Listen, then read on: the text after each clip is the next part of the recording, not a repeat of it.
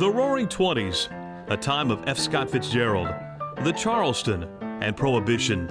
But while popular culture was immersed in the charms of Charlie Chaplin and George Gershwin, a much greater talent was soon to be revealed. In 1921, Frederick Banting and Charles Best discovered insulin. Prior to this breakthrough, people would not survive a diagnosis of type 1 diabetes.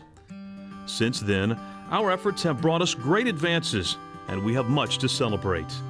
The first insulin pump was designed in 1963 and then became commercially available in 1979. Synthetic insulin became available in 1982. Continuous glucose monitors made their debut in 2005, and the JDRF Constant Glucose Monitor Trial named one of the top medical breakthroughs in 2008. These are just a few of the important advances that have helped to lessen the burden of living with type 1 diabetes. These developments are significant.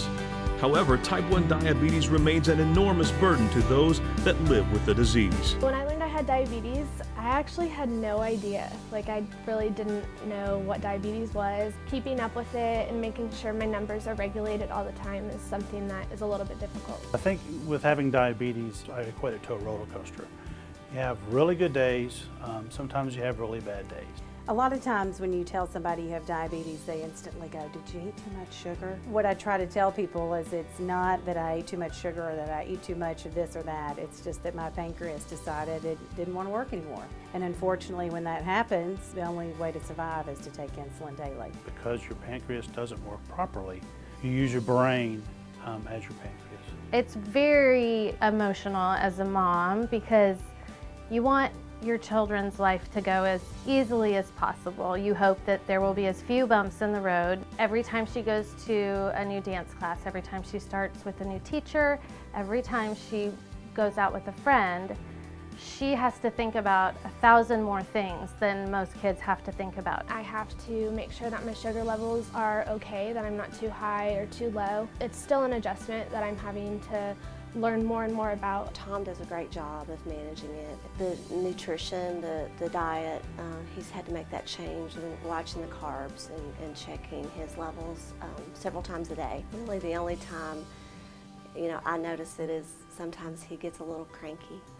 So I have to tell him to go check some levels there just to make sure. When I tell people that my mom has diabetes, I usually say it's special. It's not perfect, but I'm going to try and help her carry on with her diabetes and help her get better.